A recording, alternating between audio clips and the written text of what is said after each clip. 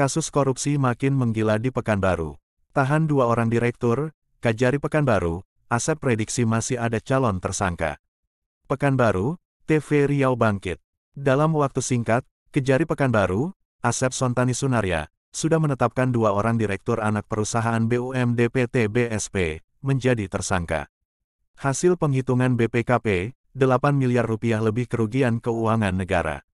Yang pertama, F, Direktur anak perusahaan BUMD PT BSP, yakni PT BSP Zapin, dan yang kedua, Y, Direktur anak perusahaan BUMD PT BSP, yakni PT ZES. Keduanya disebut oleh Kajari Pekanbaru, Asep, sejak awal bersama-sama bertanggung jawab atas dana penyertaan modal pada PT BSP sebesar 8 miliar rupiah lebih, yang diduga raib. Dari hasil penyidikan kita temukan bukti-bukti yang cukup.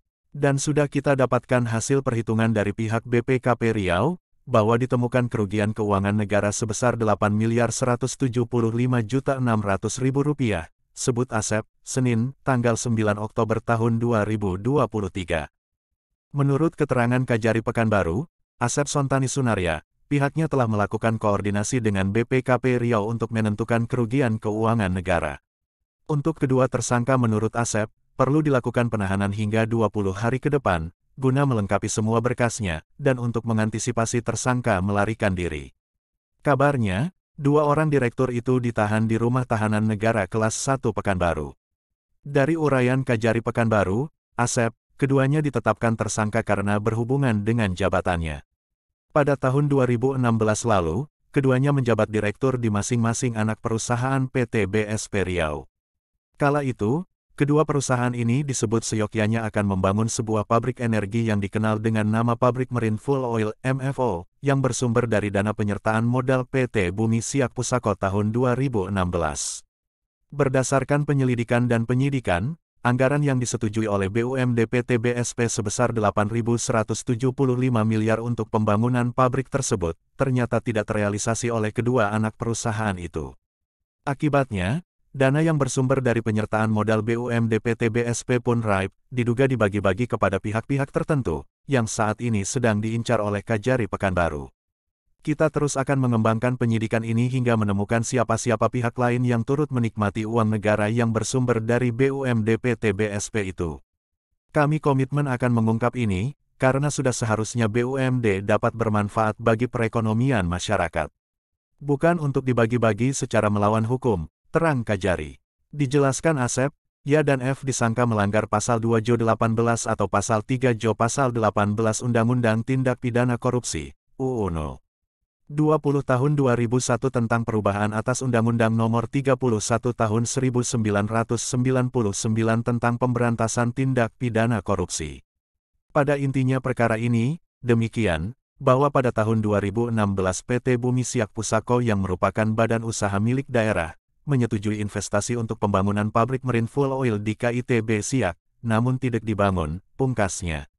Di sisi lain, atas keberanian Asep Sontani ini langsung mendapat apresiasi dari lembaga masyarakat di Kota Pekanbaru. Kali ini datang dari Lembaga Pemantau Kebijakan dan Kejahatan di Indonesia (LPKKI), melalui ketuanya, Ferry Sibarani, SH. Menurut Ferry, negara tidak boleh kalah dengan kejahatan korupsi di negara Indonesia, khususnya di Provinsi Riau yang telah mendapat reputasi buruk dalam hal korupsi. Membangun peradaban yang bermartabat dan beradat di negeri lancang kuning ini, kita semua harus sepakat melawan musuh bersama, yaitu korupsi. Korupsi telah menyebabkan kerusakan parah terhadap moralitas pejabat di negeri ini. Dan itu berimbas langsung kepada kehidupan masyarakat Riau. Kemiskinan akan semakin meluas jika perilaku koruptif ini tidak kita berantas terus, ujar Ferry hari ini di Pekanbaru. Ia pun menyerukan kepada warga Kota Pekanbaru, agar memberi apresiasi kepada Kajari Pekanbaru, Asep Sontani Sunarya, karena telah menunjukkan kinerja bagus dengan mulai membidik klaster-klaster korupsi di Kota Pekanbaru. Mari kita kawal ini terus. Fungsi media dan LSM adalah memberikan support kepada penegak hukum dalam menyelenggarakan tugas negara.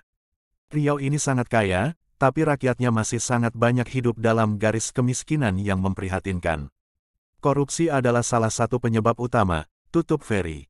Aktualdetik.com, TV Riau bangkit melaporkan dari Pekanbaru. Kepada seluruh masyarakat di tanah air, jika ada informasi, dan menemukan kejadian peristiwa penting, atau pelanggaran hukum, baik oleh warga atau pejabat pemerintah lembaga penegak hukum, silakan mengirimkan informasi, berupa narasi tulisan, rekaman video, suara, ke nomor telepon Danwa, 081268432120. Dan WhatsApp redaksi.rbc@gmail.com. Jangan lupa mengirim identitas lengkap, kami menjamin kerahasiaan identitas narasumber.